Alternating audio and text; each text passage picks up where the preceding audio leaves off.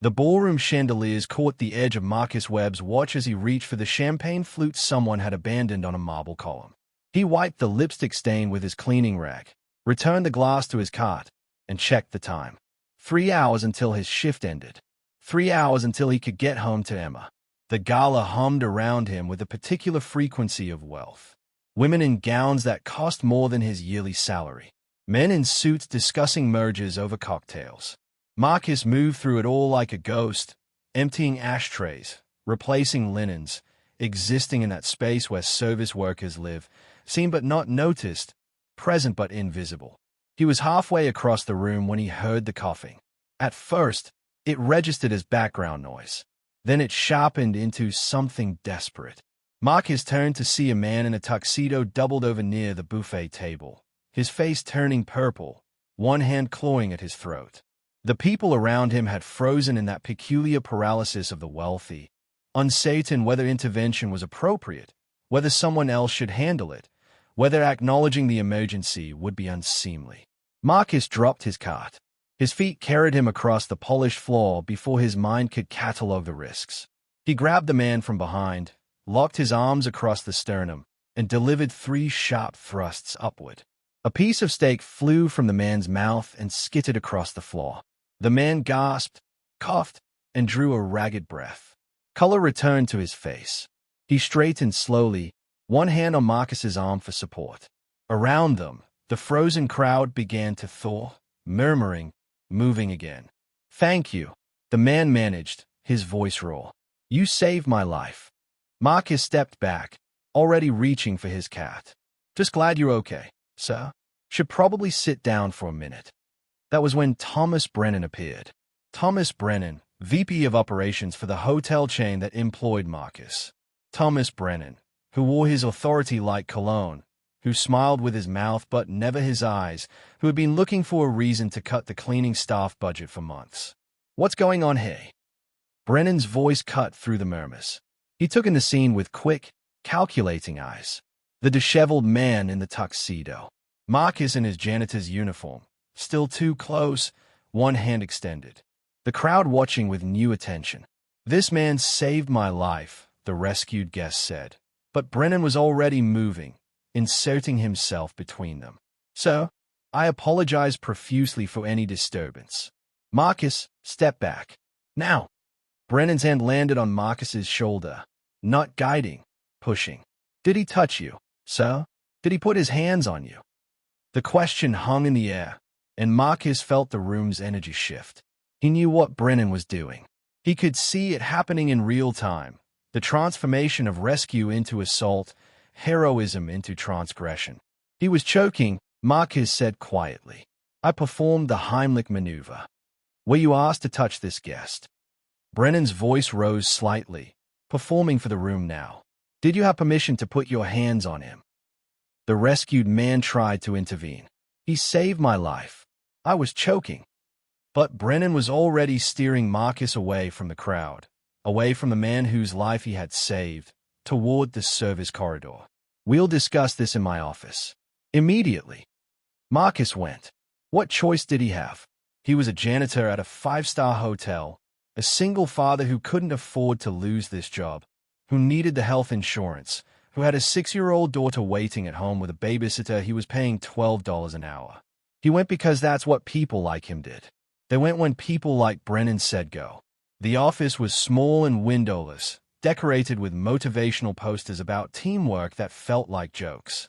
Brennan closed the door and turned to face him, and Marcus saw something calculating in his expression, something that had been waiting for this moment. "Empty your pockets," Brennan said. "What?" "Empty them. Now." Marcus did. His wallet, worn leather, held together with duct tape. His phone, 3 generations old, screen cracked. His keys, a receipt from the dollar store, and his watch. Brennan picked up the watch, turned it over. A smile spread across his face, slow and satisfied. "This," he said, holding it up to the light, "is supposed to be a Patek Philippe Grand complication. Do you know what one of these costs?" Marcus said nothing. He knew where this was going. "About $500,000. Retail." Brennan's smile widened.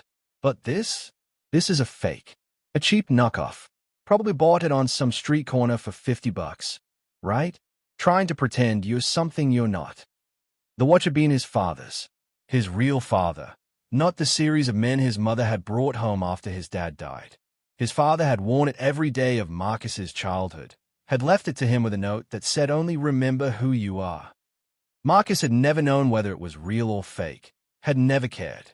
It was the only thing he had left of the man who had taught him to tie his shoes, to read, to treat people with dignity regardless of their station. It was my father's, Marcus said quietly. Sure it was. Brennan set the watch down with exaggerated care, as if even touching it was beneath him. Here's what's going to happen. You assaulted a guest tonight. Multiple witnesses saw you put your hands on him without consent. You're terminated, effective immediately. Security will escort you out. If you contest this, we'll file a police report. Do you understand? Marcus understood. He understood that the truth didn't matter, that the man whose life he had saved was already being ushered to another part of the building, that his testimony would be framed as confused, that hotel liability trumped justice every time. He understood that Brennan had been waiting for something like this, any excuse to eliminate a position, save money, hit his quarterly targets. He understood that he was about to lose everything, and there was nothing he could do about it. I need this job, Marcus said, and hated how small his voice sounded. I have a daughter. I can't afford to lose the insurance. Should have thought of that before you put your hands on a guest. Brennan opened the door. 2 security guards waited outside. Gentlemen, please escort Mr. Webb from the building. Make sure he returns his uniform and name tag. They walked him through the service corridors, past co-workers who wouldn't meet his eyes, past the break room where he'd eaten lunch for 3 years, past the lockers where he'd stored his hopes for something better. They took his uniform shirt, leaving him in his undershirt in the February cold. They took his name tag. They took his ID badge. They didn't take his watch. Brennan hadn't wanted it. It was worthless, after all. Fake. Marcus stood on the street outside the hotel at 11:47 at night, his breath fogging in the winter air, his phone buzzing with a text from the babysitter asking when he'd be home. He looked at his watch, at the familiar weight of it on his wrist, at the inscription on the back that he'd memorized years ago. Time reveals all truth. He had no idea how right that would turn out to be. The walk home took 40 minutes because he couldn't afford the cab. Emma was asleep when he arrived, curled in her bed with the nightlight casting shadows of stars across his ceiling. The babysitter took one look at his face and didn't ask questions, just accepted her payment and left. Marcus stood in the doorway of Emma's room and watched his daughter breathe, and tried to figure out how he was going to tell her that everything was about to get worse. They'd been barely surviving before. He'd been one paycheck away from eviction, one emergency away from catastrophe. Now the emergency had arrived, dressed up as heroism, punished as transgression. He sat at their kitchen table, in the apartment that smelled perpetually of the Indian restaurant downstairs, and opened his laptop. The job search sites loaded slowly on their bargain internet connection.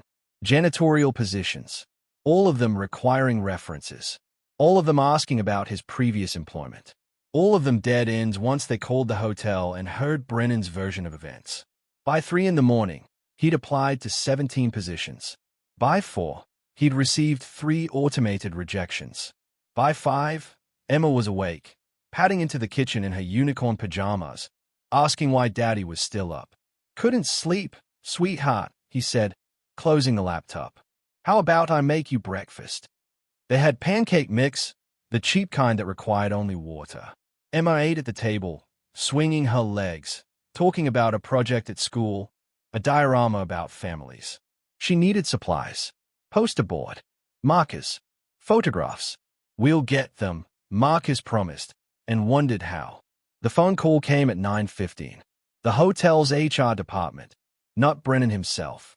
We're calling to inform you that your final paycheck will be mailed within 2 business days. Your health insurance will terminate at the end of the month. If you wish to continue coverage, you may apply for COBRA benefits at a cost of $1,200 per month. $1,200. Nearly what his rent cost. For insurance he couldn't use without COBRAs he couldn't afford. Is there any way to appeal the termination? Marcus asked, already knowing the answer. The decision is final. The incident has been documented. We wish you the best in your future endeavors. They hung up. Emma was watching from the couch, her diorama project forgotten, her 6-year-old instincts telling her something was wrong even if she couldn't name it. Daddy, are you sad? Just tired, baby. Just tired. That afternoon, he took Emma to the library, where they had free internet and she could play educational games while he searched for jobs. An older woman at the computer next to him was scrolling through social media, and Marcus caught a glimpse of her screen as she paused on a video. The title made his stomach drop. Hotel worker attacks guest at charity gala. He couldn't help it. He looked. The video was shaky, clearly shot on someone's phone from across the room. It showed Marcus approaching the choking man, showed the moment of intervention, but the angle and quality made it look aggressive, violent. The comments below were brutal. Fire him. Sue him. Typical. Always looking for a reason to put hands on people. The video had been shared 4,000 times. Someone had identified him. His name was in the comments. People were looking up his address, his daughter's school, making threats. Hey there, before we continue, I just want to take a moment to connect with all of you watching this unfold. Marcus is sitting in that library, watching his life get torn apart by strangers on the internet, feeling more alone than he's ever felt. But here's the thing about stories like this. They remind us we're not alone. They remind us that injustice anywhere affects us everywhere. So I'm curious, where are you watching from right now? Drop a comment and let me know your city, your state, your corner of the world. Sometimes just knowing someone else is paying attention, that someone else cares about what's right, that makes all the difference.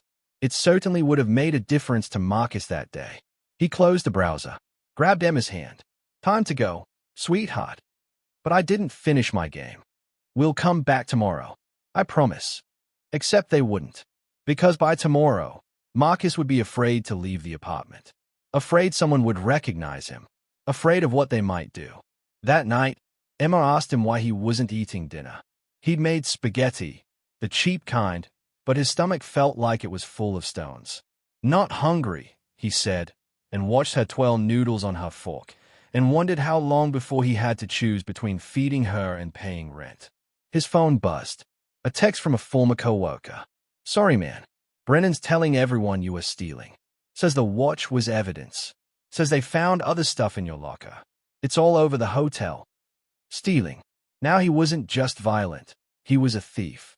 The story was evolving, growing teeth, becoming whatever it needed to be to justify what they'd done to him. Marcus put Emma to bed, and then he did something he hadn't done since his father's funeral. He sat on the floor of his bathroom, pressed his palms against his eyes, and cried. Not the quiet tears he'd shed before. Real sobs, the kind that came from somewhere deep and broken, the kind that acknowledged he was drowning and there was no one coming to pull him out. When he finally stopped, his chest ached and his eyes burned and he felt emptied out. He looked at his watch. 11:37. His father's watch. His fake watch. The watch that was supposed to remind him who he was. He took it off, set it on the bathroom counter, stayed at it. Time reveals all truth, he whispered to his reflection. I hope you're right, Dad. I really hope you're right. But he didn't believe it. Not anymore. Because in his experience, time revealed only that the world was cruel to people like him. That doing the right thing got you punished. That every system was designed to protect the powerful and crush everyone else. He didn't know that 6 blocks away, in a penthouse suite of the very hotel that had fired him, someone was reviewing security footage. He didn't know that someone had already made a phone call. He didn't know that time was about to prove his father right in ways he couldn't imagine. All he knew was that he was tired and broke and out of options.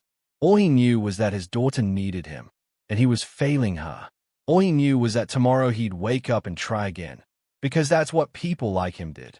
They kept trying, kept surviving, kept hoping that somehow, someday, things would get better. But he didn't believe it. Not anymore. Not yet. Marcus Webb had been rich once. Not wealthy, but comfortable. Secure. He'd had a future. That was 18 months ago, before the accident that killed his wife. Sarah had been driving home from a nursing shift at the children's hospital when a drunk driver ran a red light. She died on impact, the police told him, hadn't suffered. As if that mattered. As if the speed of death made it less permanent, less devastating, less final. Emma had been 4. She'd asked when Mommy was coming home, and Marcus had tried to explain death to a preschooler, and failed, and watched his daughter's world collapse in real time. The insurance had covered the funeral, barely, but Sarah had been their primary breadwinner. Marcus had been working as a mid-level analyst at a consulting firm, making decent money, but not enough to cover their mortgage, their cars, their life. He thought they were stable. He'd been wrong. The grief had hit him like a physical thing, like drowning. He'd missed work, missed deadlines. His boss had been understanding for exactly 3 weeks. Then the understanding had curdled into frustration, then into ultimatums, then into termination. He'd lost the house 6 months later, lost the cars, lost everything that marked their old life. He and Emma had moved into the apartment above the Indian restaurant, the cheapest place he could find that was still in Emma's school district. He'd taken the hotel job because they'd hired him on the spot, because they didn't care about the gaps in his resume, because he was desperate. The job was meant to be temporary, just until he got back on his feet, found something better, rebuilt what they'd lost. But temporary had a way of becoming permanent when you were poor. 1 month became 6. 6 became 12. Suddenly 18 months had passed, and he was still pushing a cleaning cart through ballrooms, still invisible, still failing to provide his daughter with the life Sarah would have wanted for her. Now he wasn't even that. Now he was unemployed, blacklisted, and going viral as the villain in someone else's morality tale. The eviction notice came on Tuesday, 3 days after the gala. The landlord slid it under the door while Marcus was at the dollar store, buying ramen and cereal with the last $17 in his account. Emma found it when they got home, held it up with innocent curiosity. "What's this, Daddy?" Marcus took it from her hands. Read the legal language that amounted to pay or leave. 30 days. He had 30 days to come up with 2 months' rent plus late fees, or they'd be on the street. "Just a letter from the landlord," he said, folding it away. "Nothing for you to worry about." But she did worry. 6-year-olds absorbed everything, internalized everything. She'd been having nightmares since Sarah died. Now she'd started wetting the bed again, something she'd outgrown years ago.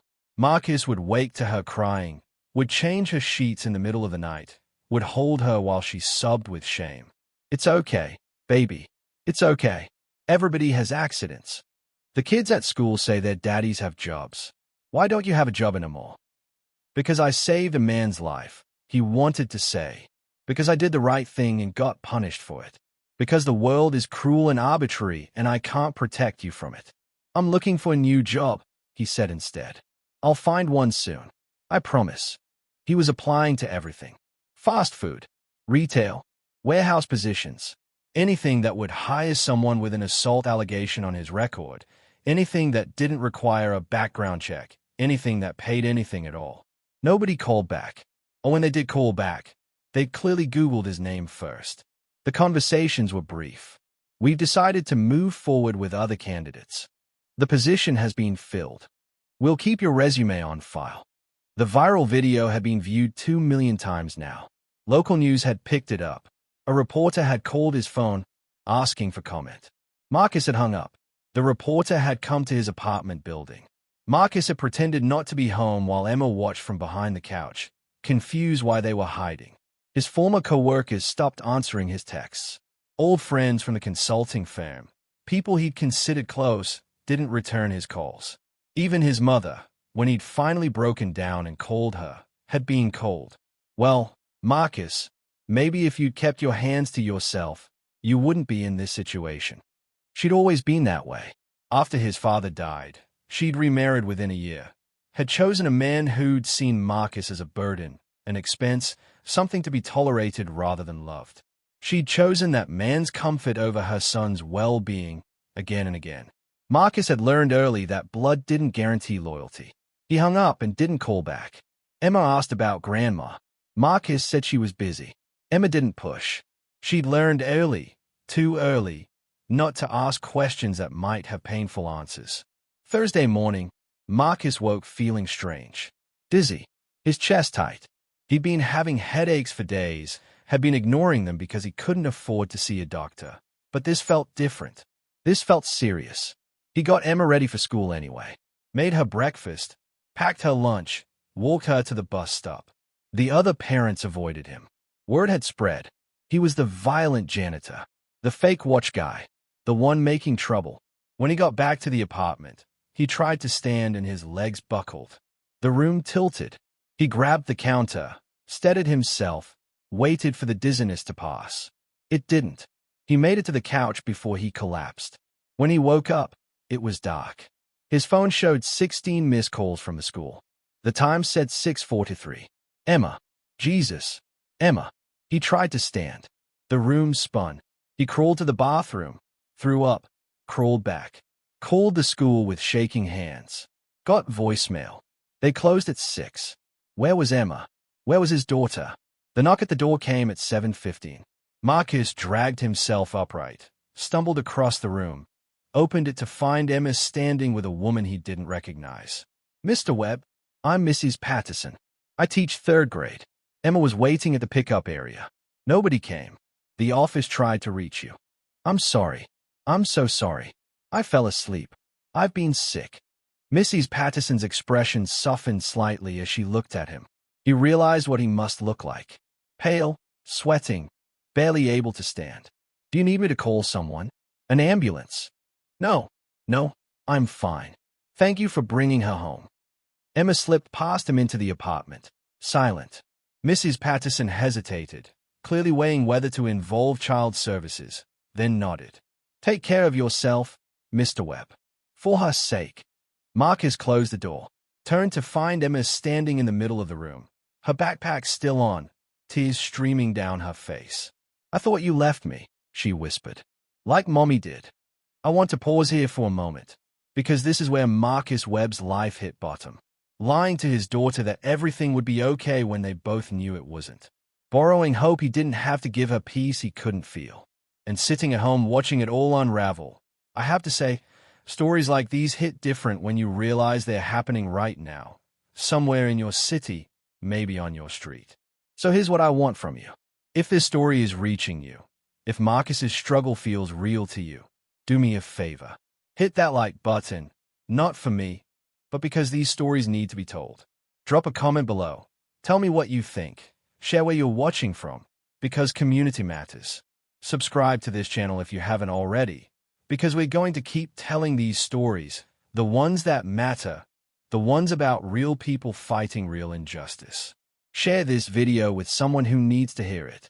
Check the description for more information, more resources, more ways to connect. Because at the end of the day, we're all we've got.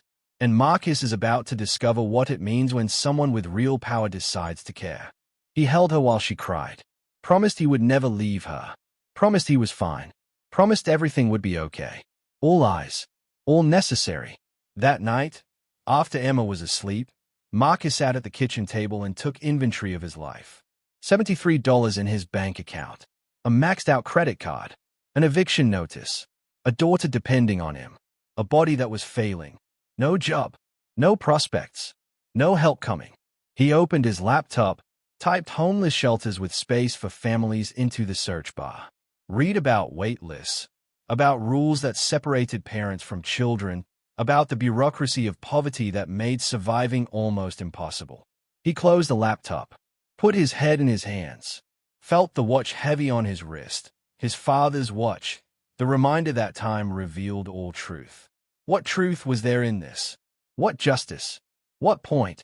The breakdown came quietly, not with sobs this time, but with a deep, hollow emptiness that felt like surrender. He was done. He couldn't do this anymore. He couldn't watch his daughter suffer, couldn't keep lying to her, couldn't keep pretending he had any control over their lives. He looked at Emma's diorama on the table, the one about families. She'd used a picture of the 3 of them, Sarah and Marcus and Emma, from before. When they'd been whole, when they'd been happy. She'd written underneath it, "My family is small but full of love." Small but full of love. As if love paid rent. As if love kept the power on. As if love was enough when the whole world was designed to crush people like them. Marcus picked up his phone, opened his contacts, scrolled past his mother's name, past old friends who wouldn't answer, past everyone who had already failed him. He found the suicide hotline number he'd saved months ago, during another dark night. His thumb hovered over it. Then Emma cried out in her sleep. "A nightmare. Daddy!" Marcus put the phone down, went to her, held her, whispered that he was there, that she was safe, that everything would be okay. More lies, more necessary. But as he held his daughter, as he felt her heartbeat slow and her breathing steady, something shifted. Not hope. He was too far gone for hope. But something like stubbornness. Something like defiance. He was still breathing. Emma was still here. They were still together. That had to count for something. He thought about his father. About the watch. About the inscription. Time reveals all truth. Maybe his father had been wrong. Maybe time revealed only more suffering. Maybe there was no justice waiting at the end of all this pain. But maybe, just maybe, he owed it to Emma to find out. To hold on one more day. To try one more time. To believe, however foolishly, that the truth mattered. That doing the right thing mattered. That he mattered. Marcus Webb didn't know that while he was holding his daughter, while he was choosing to survive one more night, someone else was making a choice too. Someone with resources. Someone with power. Someone who had spent the last 3 days reviewing security footage, making phone calls, digging through records, uncovering truths that would change everything. He didn't know it yet, but time was about to prove his father right. All truth. Every last bit of it. Coming to you. Richard Castellano stood in his hotel suite and watched the security footage for the 8th time. The angle was better than the viral video. Showed the full context, the man choking, the crowd frozen, the janitor moving without hesitation. The clear, obvious rescue. The life saved. Then Thomas Brennan entering frame. The confrontation. The janitor's shoulders slumping in defeat. The escort to the back offices. The end of a good man's livelihood over an act of heroism. Richard paused the footage on the janitor's face. Marcus Webb, age 34, single father, widower, hired 18 months ago. Perfect attendance until the termination. No complaints, no issues. Just a man trying to survive, trying to provide for his daughter, trying to do right in a world that punished him for it. Richard knew that face. Not the specific face, but the type. The exhaustion, the quiet dignity, the barely suppressed desperation. He'd seen it before, worn it himself once, though that was a lifetime ago. Richard Castellano hadn't always been rich. He'd grown up poor, the son of immigrants who'd worked themselves to death so their children might have more. His father had died of a heart attack at 52, still carrying a full-time job and 2 part-time jobs, still trying to save enough to retire, still believing the American dream might arrive before death did. It hadn't. Richard had built his empire through brutality and luck and timing. A tech startup that had caught the wave at exactly the right moment. An IPO that had made him a billionaire before 40. Investments that had turned billions into more billions. He now owned 17 companies across 6 industries, employed 23,000 people, and had more money than he could spend in 5 lifetimes. None of it had brought back his father. None of it had filled the emptiness where his wife had been before the cancer took her. None of it had made his son's absence less devastating after the car accident that had left Richard alone in a penthouse suite, surrounded by wealth that meant nothing, by success that tasted like ash. He was 61 years old, worth $5 billion, and utterly, completely alone. He attended charity galas because his presence raised donations. He'd been choking that night because he'd been distracted, thinking about his son's birthday, thinking about another year gone, another year of grief unresolved. And then a janitor had saved his life. A man wearing a fake watch and a worn uniform had acted when everyone else froze. Had put his hands on a stranger without hesitation, without calculation, had done the right thing because it was right, and been destroyed for it. Richard had made inquiries, quiet ones, through his head of security. The story that had emerged made him sick. The termination, the blacklisting, the viral video, the smear campaign, the eviction notice, the medical condition Marcus was ignoring because he couldn't afford treatment. Richard had made more inquiries. About Thomas Brennan. About his pattern of cutting costs at the expense of workers.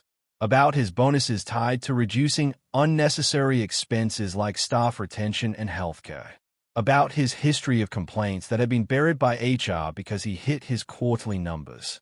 Richard made a decision. At 8 in the morning, his assistant called the hotel. By 8:30, Richard owned controlling interest in the chain. By 9, he was sitting in the CEO's office, reviewing personnel files. By 9:45, Thomas Brennan was standing in front of him, sweating despite the air conditioning. Mr. Castellano. Sir, I didn't know you were the guest involved in the incident. If you'd known I was rich, you would have treated the situation differently. Richard didn't look up from the file. Marcus Webb's employment history. The commendations for reliability. The note from a supervisor praising his work ethic. The termination report, vague and damning, assault on guest with no context, no investigation, no due process. That's not what I meant. I was protecting the hotel from liability. The man put his hands on you without consent. That's assault. Clue cut. He saved my life. We have policies about physical contact with guests. He violated those policies. Richard looked up, studied Brennan, saw the calculation there, the career climber's instinct for self-preservation, the hollow core where empathy should have been. You're fired, Richard said. Effective immediately. Security will escort you out. You'll receive severance as required by law. But I'll be reviewing every termination you've authorized. If I find evidence of other situations like Marcus Webb's, I'll pursue charges. Do you understand? Brennan's face went white, then red. You can't do this. I have a contract.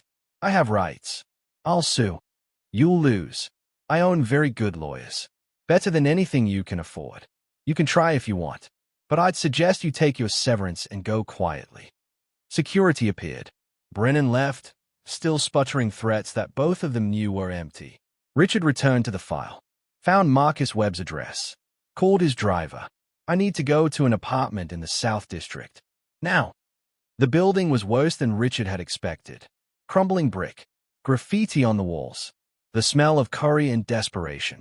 He climbed 3 flights because the elevator was broken. Found apartment 3C. Knocked. No answer. He knocked again. Heard movement inside. A child's voice, uncertain. Who is it? My name is Richard Castellano. I'm looking for Marcus Webb. I'm the man he helped at the hotel. Silence. Then locks clicking. The door opened 6 inches, held by a chain. A small girl's face appeared in the gap. She looked exhausted. Too thin. Too serious for her age. Daddy's sick, she said. He can't come to the door. Richard's chest tightened. Can I talk to him? It's important. I'm here to help. That's what the mean man said too. Before he fired Daddy. I know. That man doesn't work at the hotel anymore. I own the hotel now. I want to make this right. The girl studied him with eyes that had learned too young not to trust adult promises. Then she closed the door. Richard heard the chain slide free. The door opened wider. You can come in. But if you're mean to my daddy, I'll scream. That's fair, Richard said, and meant it. The apartment was tiny. Clean, despite everything. The girl led him to a couch where Marcus Webb lay, pale and sweating, barely conscious. Richard knelt beside him, felt his forehead. Burning up. How long has he been like this? Since yesterday. He won't go to the hospital. Says we can't afford it. Richard pulled out his phone. I'm calling an ambulance. We can't pay. I can. Let me help. Hold on. Because this is where the story takes its turn. Where power meets powerlessness and decides to do something about it. Where Richard Castellano, a man who'd lost everything that mattered despite having everything money could buy, sees a chance at redemption. See, what makes this moment powerful isn't just that Richard has money. It's that he remembers what it's like not to. He remembers what it's like to watch your father die from overwork, to feel helpless, to know the system doesn't care about people like you. And now he has the power to change that. At least for one person, at least for Marcus Webb. But here's the thing about systems of injustice. They don't give up easily. They fight back. And before this is over, Richard is going to have to risk everything he's built to make this right. But I'm getting ahead of myself. Before we see how this plays out, I need you to do something. Hit that like button if you believe in stories about justice. Drop a comment below about what you think should happen next. Subscribe to this channel because we're just getting started with stories like these. Share this with someone who needs to be reminded that sometimes, the good guys win. And check the description for more context, more resources, more ways to stay connected. Because this story isn't over yet. Not by a long shot. The ambulance came. The paramedics loaded Marcus onto a stretcher. Emma tried to follow, but they said only family in the ambulance. She turned to Richard, tears streaming. "Is all I have. Please don't let him die. Please." Richard picked her up, held her. "I won't. I promise. Can you trust me?" She nodded against his shoulder, and Richard felt the weight of that trust like a physical thing. This child who had every reason not to believe adults, choosing to believe him. He couldn't fail her. Wouldn't. "What's your name?" he asked. "Emma." "Okay, Emma. We're going to follow the ambulance in my car. We're going to the hospital, and your dad is going to be fine. But I need you to be brave. Can you do that?" Another nod. Richard carried her down the stairs, into his car. The driver headed to the hospital, following the ambulance's lights. Emma sat beside Richard, small and scared, holding his hand with a grip that hurt. At the hospital, Richard used his name and his money to cut through the bureaucracy. Private room. Best doctors. Full workup. The diagnosis came back within 2 hours. Severe infection. Untreated for too long. Another day and it might have been septic. Another week and Marcus Webb would have died, leaving his daughter alone. But he hadn't died. The antibiotics were working. The fever was dropping. By that evening, Marcus was conscious, confused, staring at the hospital room like he'd woken in another universe. "Where's Emma?" First words. Not "where am I" or "what happened." "Where's Emma?" "I'm here, Daddy." She climbed onto the bed, careful of the 4 lines, and wrapped her arms around him. "The nice man brought me. The one you saved." Marcus looked at Richard. Recognition dawned slowly. You're the man from the gala." "Richard Castellano." "Yes. I'm sorry I didn't come sooner. I didn't know what Brennan had done until I reviewed the security footage. I don't understand. You saved my life. I owe you. More than that, you were wronged. Badly. I'm here to make it right." Marcus laughed, but it came out bitter. "You can't make this right. I lost my job. My apartment. Nobody will hire me. The whole internet thinks I'm violent. You can't fix that." "Actually," Richard said quietly, "I can. I own the hotel chain now. As of this morning, Brennan has been terminated. You're being offered your job back with a formal apology, back pay, and a promotion." Marcus stared at him. "That's not funny. It's not a joke. You can come back as director of operations. Brennan's old position. 6-figure salary. Full benefits. Company housing if you want it. You'll be in charge of making sure what happened to you never happens to anyone else." Silence. Emma looked between them, not quite following but understanding that something important was happening. "Why?" Marcus finally asked. "Why would you do this?" Richard thought about his father, about his son, about the years of wealth that had meant nothing, had bought nothing that mattered, about choking in a ballroom surrounded by people who could have helped but didn't, until one man did. One man in a janitor's uniform with a fake watch and no reason to care. Who cared anyway? Because you did the right thing and got punished for it. Because that's wrong. Because I have the power to fix it, which means I have the responsibility to fix it. Because my father worked 3 jobs and died at 52 without ever catching a break, and nobody helped him. Because you remind me that good people exist, and they deserve better than what this world gives them. Marcus was crying. Silent tears, exhausted tears, the kind that come when you've been holding on too long and someone finally says it's okay to let go. "I don't know what to say." "Say you'll take the job. Say you'll let me help. Say you'll give me the chance to do something that matters with this ridiculous amount of money I have. I'll take it. Yes. Thank you. I don't even know how to." "You don't have to thank me. You saved my life. This doesn't come close to evening the score." But Emma was looking at Richard with something like hope, and Richard realized he just made himself responsible for these 2 people, for their well-being, for their future. And instead of feeling burdened, He felt lighter than he had in years. "There's something else," Richard said. "The watch you wear. The one Brennan called fake." Marcus's hand went to his wrist self-consciously. "It was my father's. I never knew if it was real." "May I see it?" Marcus handed it over. Richard turned it over in his hands, examined the craftsmanship, the weight, the pattern of age. He smiled. "It's real. It's a 1947 Patek Philippe. Probably worth about $700,000 at auction, maybe more given its condition. Your father left you a fortune, and you've been wearing it to work at a hotel for 18 months. Marcus stared. "That's not possible." "It's possible. It's real. The inscription on the back, 'Time reveals all truth.' That's original. This watch has seen decades of history. Now it's seen you save a man's life and receive justice. Your father was right. Time did reveal the truth. It just took a while." Marcus took the watch back, held it like it might break, like it might disappear. "He always said to remember who I was. I never understood what he meant. He meant you come from people who do the right thing. People who work hard and sacrifice and help strangers. People the world overlooks but who hold it together anyway. He was telling you that your value isn't in what you own or what job you have. It's in who you are when it costs you something to be good." That night, after Marcus had been admitted for observation, after Emma had fallen asleep in the chair beside his bed, Richard left the hospital and returned to his penthouse. He stood at the window, looking out over the city, and thought about his father, about his son, about the years of grief and emptiness. For the first time since they died, he felt something other than loss. Purpose, maybe. Connection. The sense that his wealth could be more than numbers and accounts, could be a tool for actual good. He made a phone call to his head of security. "I want everything on Thomas Brennan. Every termination he authorized. Every complaint that was buried.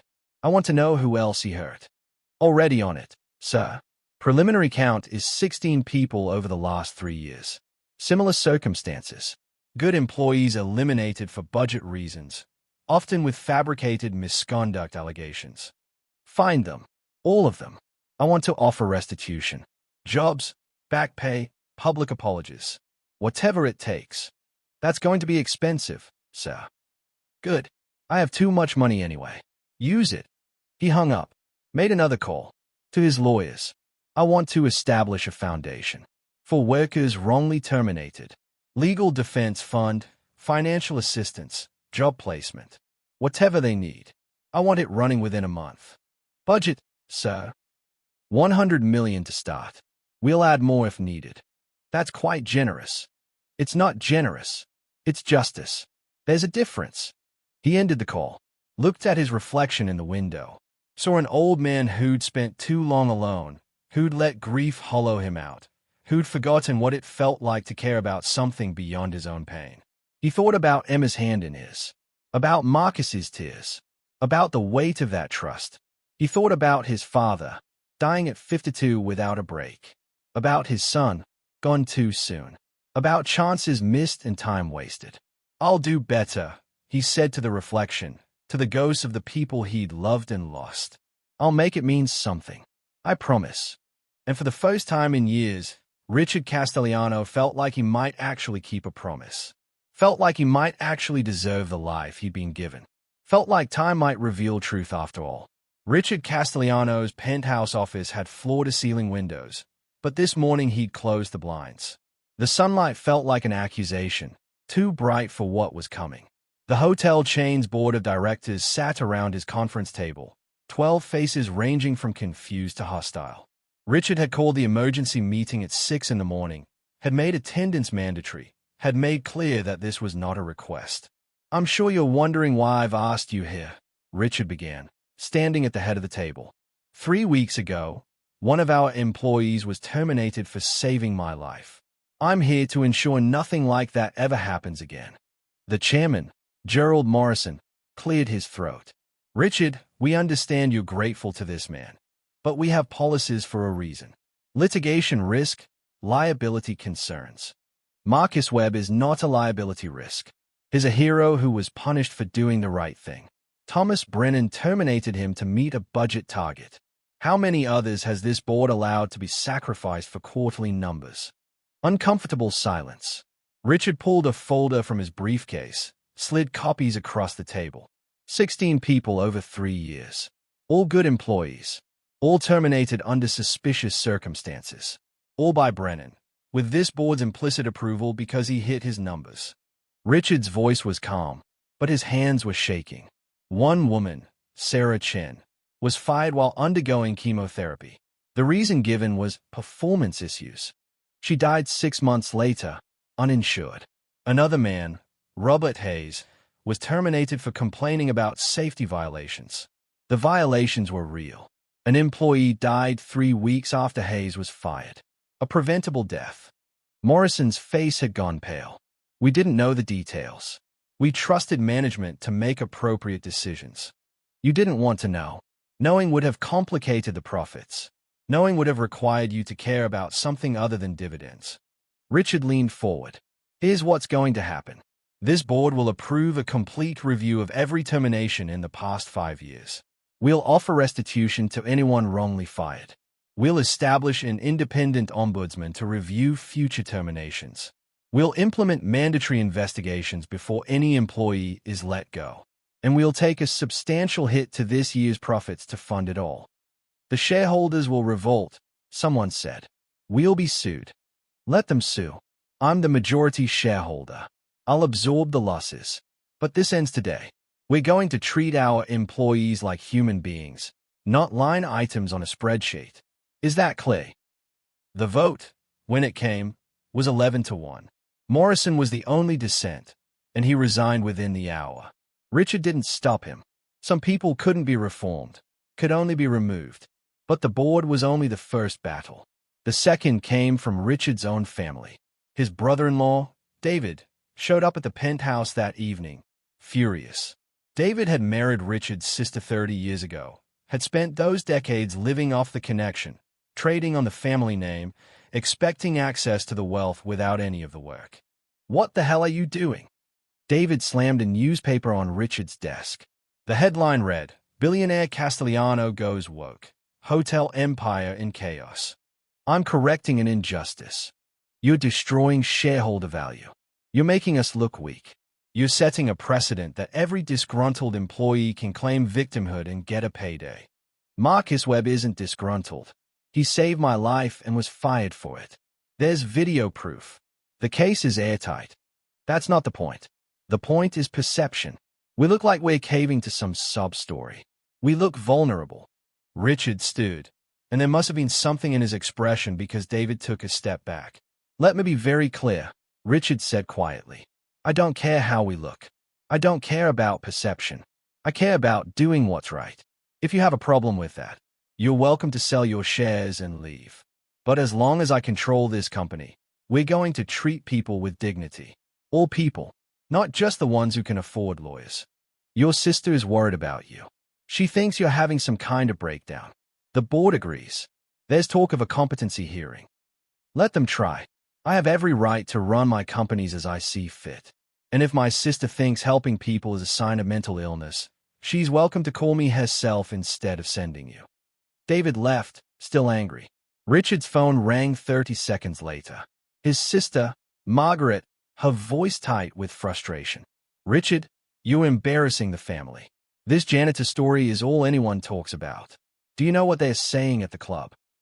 I don't care what they're saying at the club, Margaret. You're making us look ridiculous. Over what? Some nobody who happened to be in the right place at the right time. He has a name. Marcus Webb. He's not a nobody. He's a widower raising a 6-year-old daughter alone. He lost everything trying to survive. And then he lost more for doing the right thing. If you can't see why that matters, I don't know what to tell you. When did you become so sentimental? This isn't like you. Maybe it should have been. Maybe I should have been this way all along. He hung up. She called back. He didn't answer. She left a voicemail threatening to have him declared incompetent, to strip him of control of the family trust. Empty threats. She had no legal standing. But the attacks kept coming. A business rival leaked a story to the press suggesting Richard's judgment was impaired. Sources close to the billionaire say he's become obsessed with an employee, spending millions on a single case while ignoring his business obligations. A gossip column ran a piece insinuating there was something inappropriate about Richard's interest in Marcus Webb.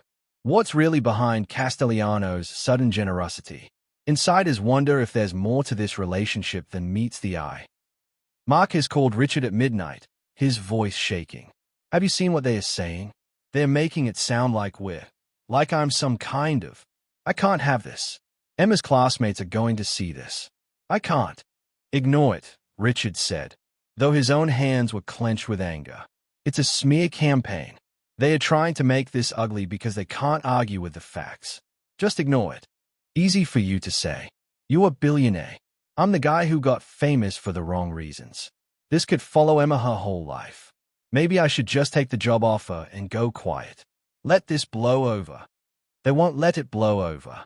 They'll keep attacking until they silence you, until the story goes away, until everyone forgets that you were wronged.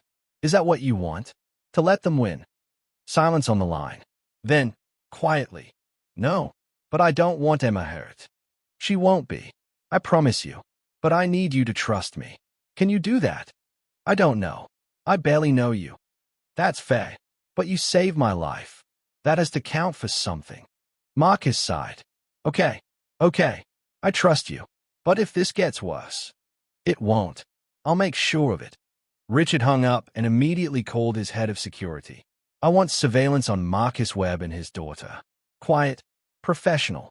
I want to know if anyone approaches them. I want to know if they are in danger.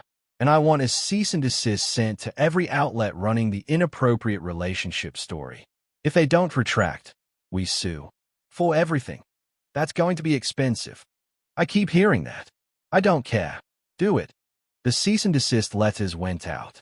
Most outlets retracted. 2 refused. Richard sued them both for defamation. The lawsuits would take years, cost millions, but Richard didn't care. The message was clear. Attacking Marcus Webb or his daughter would be expensive. But the board wasn't done. 3 members resigned in protest, claiming Richard was putting personal feelings ahead of business interests. They gave interviews saying the company was being run on emotion rather than logic, that Richard had lost his edge, that he was letting a single incident cloud his judgment. The stock price dropped 8% in a week. Shareholders called for explanations.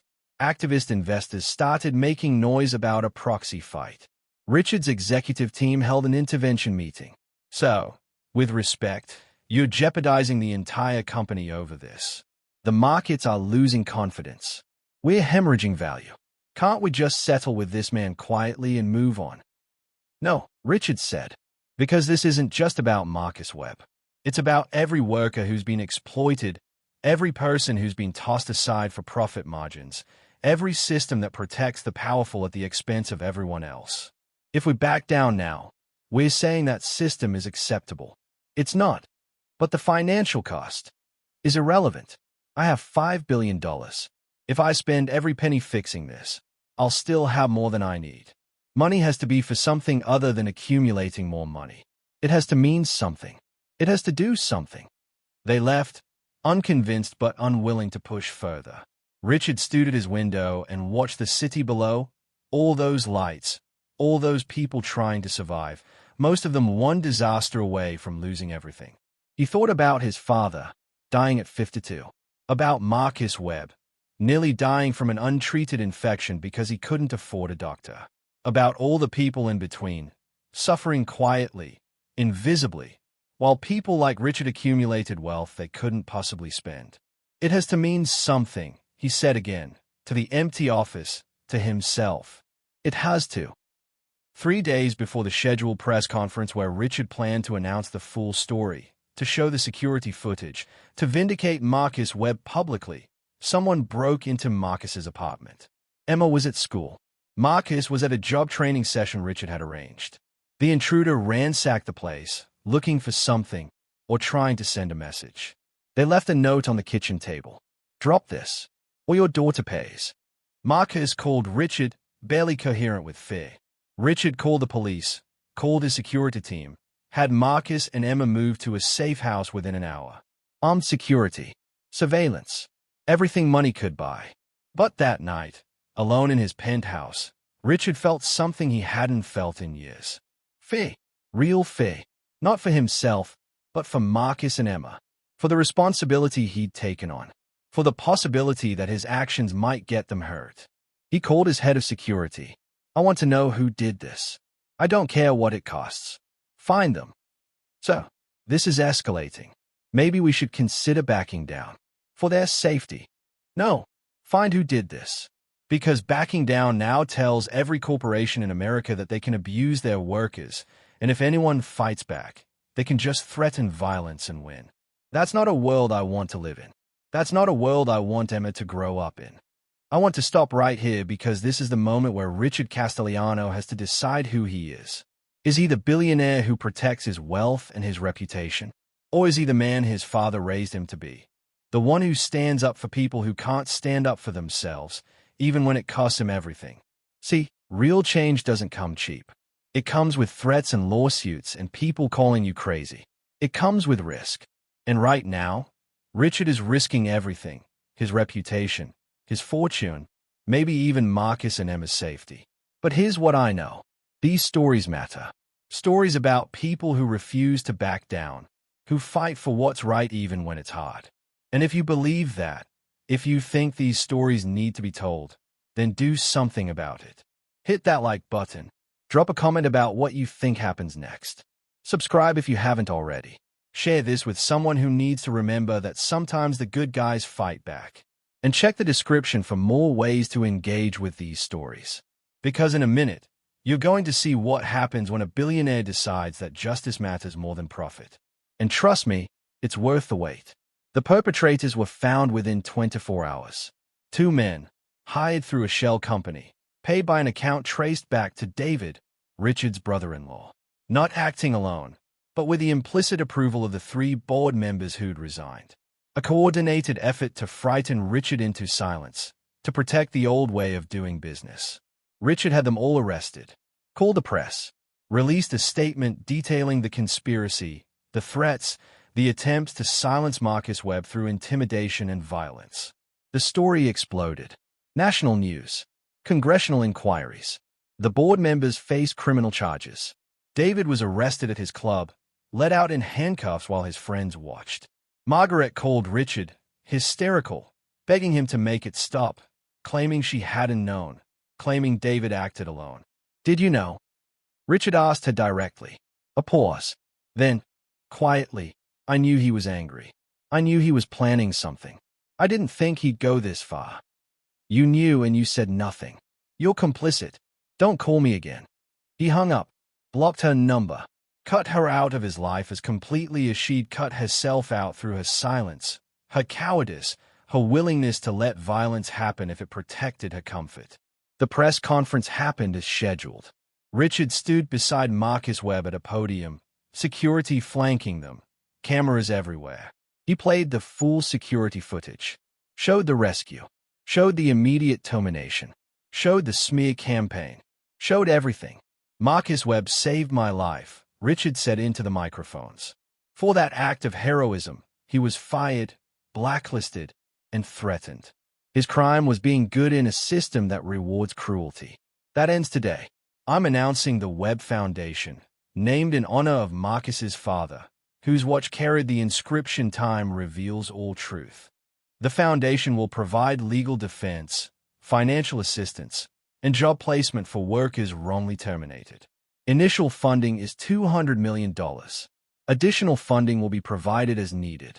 He paused. Let that sink in. Then continued. I'm also announcing sweeping reforms across all my companies. Independent ombudsman to review terminations. Mandatory investigations before any employee is let go. Anonymous reporting systems for abuse and misconduct.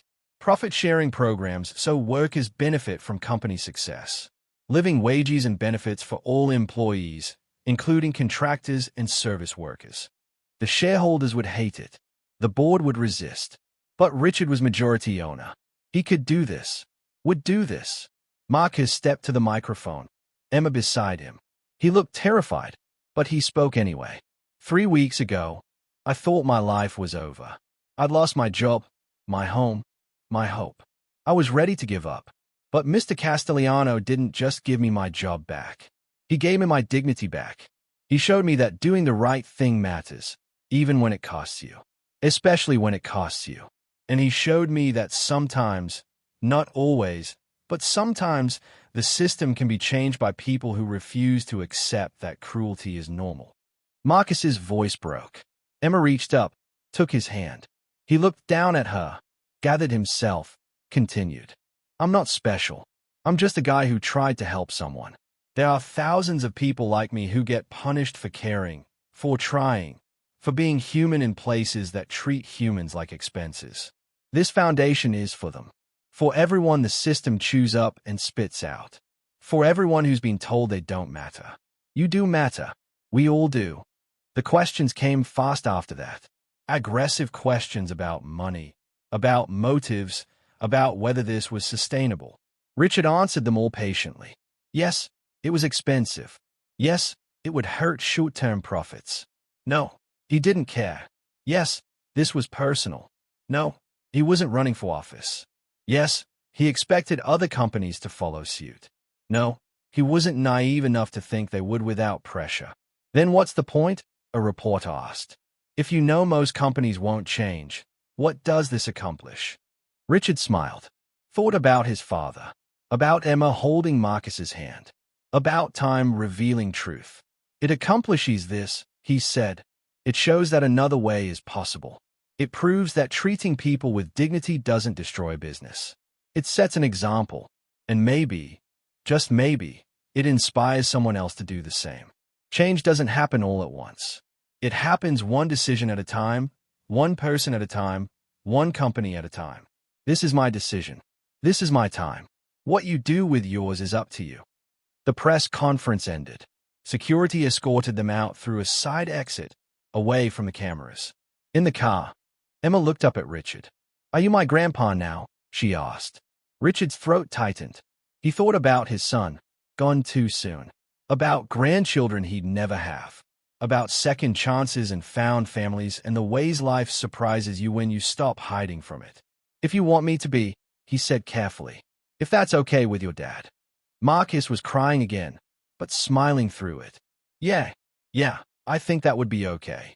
Emma climbed into Richard's lap, wrapped her arms around his neck. Okay, Grandpa, but you have to come to my school play next month. And you have to help me with my science project.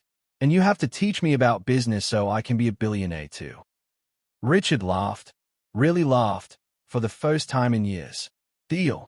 But you have to promise to use your billions to help people. Like your dad does. Obviously, Emma said, with the confidence of a 6-year-old who hadn't yet learned that the world could be cruel. That's what money is for. Out of the mouths of children. Richard held her and looked at Marcus and felt something shift in his chest, some frozen part of himself thawing, some long-held grief releasing its grip.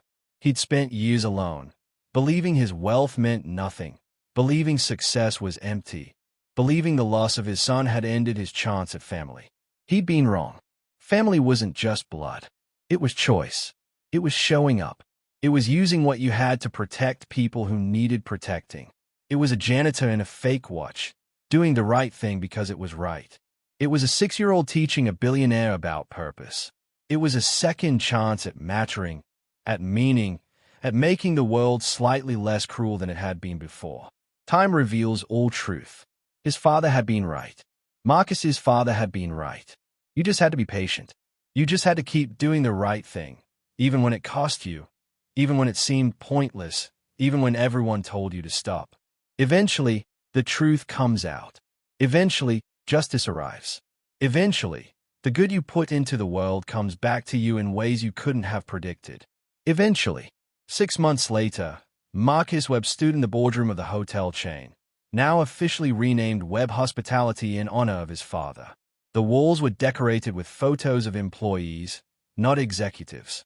The conference table was round, not rectangular. No head of the table. No hierarchy visible in the furniture. Richard sat beside Marcus as they reviewed the quarterly reports. The numbers weren't as bad as the doomsayers had predicted. Turns out, treating employees well actually improved retention, reduced training costs, increased productivity. The reforms were working. Not perfectly, but working. The Webb Foundation had already helped 237 workers. Legal defenses won. Jobs restored. Families kept intact. Lives changed. Not enough, never enough, but more than zero. More than before. Emma was in school, thriving, her nightmares mostly gone. She had a grandfather now, had stability, had a future that looked bright instead of terrifying. She'd asked Marcus once why the mean man had fired him, and Marcus had told her the truth. Because he forgot that people matter more than money. But Grandpa Richard remembered, and now we're going to make sure everyone remembers. Thomas Brennan had been convicted of conspiracy and served 18 months in federal prison. The 3 board members had taken plea deals, paid fines, lost their positions. David was still awaiting trial, his expensive lawyers filing motion after motion, but the evidence was overwhelming. He'd go to prison. Margaret had filed for divorce, had reached out to Richard once to apologize. He'd accepted the apology but kept his distance. Some betrayals left scars. But today wasn't about looking back. Today was about the future. I want to expand the foundation, Marcus said, reviewing the budget projections. We're helping individual workers, which is good. But we need to think bigger. Industry-wide reform, lobbying for legislation, public awareness campaigns. Richard nodded. Agreed. How much do you need? Another $100 million to start. More as we scale. Done. Anything else? Marcus hesitated, then pulled a small box from his pocket, set it on the table. Inside was a watch. Not his father's Patek Philippe, which he still wore every day. This was something else. Something new. I had this made, Marcus said. It's for you. For everything you've done. Richard opened the box. The watch was beautiful, custom-made, elegant. He turned it over. The inscription read, "Time reveals all truth. And truth demands action. Thank you for acting." Richard's eyes burned. He put the watch on, felt the weight of it, the meaning. I don't know what to say. You don't have to say anything. You already did it. You already showed me, showed Emma, showed everyone watching that power can be used for good.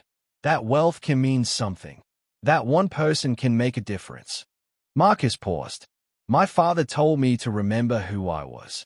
I think he was telling you to. You remember, every day. You act on it. That's rare. That matters. They sat in silence for a moment. Then Richard stood, walked to the window, looked out over the city. All those people down there, working, struggling, trying. Each one with a story. Each one deserving dignity. We're not done, Richard said. This is just the beginning. There are thousands of companies doing what this hotel chain did. Millions of workers being exploited. We can't fix all of it, but we can fix some of it. We can set an example. We can show what's possible. We will, Marcus said. Together. Richard turned back, looked at this man who'd saved his life, who'd given him purpose, who'd become family. Together, he agreed. That evening, Richard went to Emma's school play. She was a tree in the forest scene, completely still except when she waved her branches on cue. She was magnificent. Richard sat in the audience beside Marcus, surrounded by other parents, and felt profoundly, completely grateful. After the play, Emma ran to them, still in her tree costume. Did you see me? I didn't mess up once. You were perfect, Richard said, picking her up. The best tree I've ever seen. Can we get ice cream to celebrate? Absolutely. They went for ice cream, sat in a booth at the local shop, Emma between them, talking nonstop about her performance, about her friends, about her science project. Normal, boring, wonderful. Marcus caught Richard's eye over Emma's head. Mouthed thank you. Richard shook his head. No thanks needed. All of this, the ice cream and the school play and the family, this was the thank you. This was the point of everything. Walking back to the car, Emma between them holding both their hands, Richard thought about his son, about the grandson he'd never meet, about loss and grief and the ways life finds to fill the empty spaces if you let it. He thought about his father, working himself to death for a dream that never came, about Marcus's father, leaving him a watch and a message, about inheritance beyond money, beyond property, The inheritance of values and purpose and the stubborn insistence that people matter, that kindness matters, that doing right matters even when the world says otherwise. Time reveals all truth. Both fathers had believed that. Both had been proven right. Richard looked down at the watch Marcus had given him. Check the time. 7:43 on a Thursday evening. Nothing special. Everything special. Race you to the car. Emma challenged, already running. Marcus chased after her, laughing. Richard followed, slower, his 61-year-old knees protesting. But he was smiling. Really, truly smiling. For the first time since his son died, Richard Castellano felt like he was home. Not in a place, but in a purpose. Not in possessions, but in people. He had a family again. Had a reason to wake up. Had a way to make his wealth mean something beyond numbers and accounts. And down the street, in 17 cities across the country, workers who'd been fired unjustly were getting calls from the Webb Foundation. Getting help. Getting hope. Getting justice. Even if it came late. Even if it came hard-won. Even if it came only because two men, a billionaire and a janitor, had decided that the system could be changed if someone was willing to fight for it. The ripples spread outward. Other companies noticed. Some ignored the example. But some, a few, started asking themselves hard questions. Started wondering if there might be another way. Started considering that maybe, just maybe, treating people with dignity wasn't weakness but strength. Change doesn't happen overnight. It happens slowly, painfully, with setbacks and failures and moments of despair. But it happens. If people like Marcus Webb keep doing the right thing. If people like Richard Castellano keep using their power for good. If people everywhere keep demanding better, keep refusing to accept that cruelty is normal, keep insisting that we can be kinder, fairer, more just. It happens. Not always. Not everywhere. But sometimes. And sometimes is enough to keep trying. Marcus Webb went home that night and tucked Emma into bed.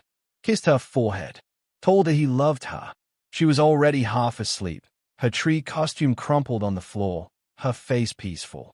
He sat on the edge of her bed and thought about Sarah. About the life they'd planned. The future they'd lost. He'd spent 18 months in grief, so deep he'd forgotten how to breathe. Had convinced himself he'd never be okay again. That the best he could hope for was survival. He'd been wrong. Not that the grief was gone. It wasn't. It never would be. But alongside it now was something else. Gratitude. Purpose. Hope. A family that had formed out of tragedy and chance and the stubborn refusal to let injustice win. He touched his father's watch. The real Patek Philippe. The $700,000 reminder that sometimes things are more valuable than they appear. That sometimes truth takes time to reveal itself. That sometimes doing right leads somewhere good, even if the path there is hard. I remember, Dad, Marcus whispered to the empty room, to the memory of the man who'd raised him. I remember who I am. Thank you for reminding me. He turned off Emma's nightlight, closed her door softly, walked to the living room of their new apartment, the one the company provided, 3 bedrooms, safe neighborhood, close to Emma's school. The life he'd thought he'd lost forever, returned in different form but returned nonetheless. His phone buzzed. A text from Richard. Coffee tomorrow morning. Want to discuss the next phase of the foundation. Marcus smiled. Texted back. See you at 8. He set the phone down, looked around at the apartment, at the life he'd rebuilt, at the future that looked possible again. Thought about time and truth and the unexpected ways salvation arrives when you've given up hoping for it. Thought about a gala 3 weeks ago, a man choking, a choice made without thinking, and everything that had followed. The punishment, the despair, the rescue, the redemption, all of it impossible, all of it real. Life is strange like that, unfair and beautiful in equal measure, brutal and kind. It takes everything, and sometimes, if you're lucky, if you're stubborn, if you're willing to keep showing up even when hope is gone, it gives something back. Not what you lost, never what you lost, but something new, something worth holding on to. Marcus turned off the lights, went to bed. Tomorrow he'd wake up and go to work, not as a janitor but as an executive, not surviving but thriving, not alone but surrounded by people who cared. Tomorrow he'd keep fighting for workers who needed fighting for. Tomorrow he'd keep being the person his father had raised him to be. But tonight, he'd sleep, rest, trust that the worst was behind him, that the future held more good than bad, that time would keep revealing truth in all its complicated forms. Tonight, he'd let himself believe that everything might actually be okay. And for the first time in 18 months, Marcus Webb believed it. Really believed it. The watch on his wrist ticked quietly in the darkness, keeping time, revealing truth, reminding him that sometimes, against all odds, against all expectations, the good guys win. Not always, not easily, but sometimes. And sometimes is enough. Okay, we're almost at the end. But before we close this out, I need you to understand something. This story isn't just about Marcus and Richard. It's about every single person who's been punished for doing the right thing. It's about every worker who's been tossed aside for profit margins. It's about the choice we all face, to accept cruelty as normal or to demand better. Richard chose to demand better. Marcus chose to keep believing even when belief seemed foolish. And their choices changed lives. Your choices matter too. So here's what I'm asking. If this story moved you, if it reminded you that change is possible, hit that like button. Tell me in the comments what justice means to you. Subscribe to this channel because we're going to keep telling these stories, the ones about real people fighting real fights. Share this video with someone who needs to be reminded that the good guys sometimes win. And check the description for more resources, more ways to connect, more stories that matter. Because at the end of the day, these stories are all we have. They're how we remember what's important. They're how we stay human in a world that tries to make us forget. Thank you for watching. Thank you for caring. And remember, time reveals all truth. You just have to be patient enough to see it through.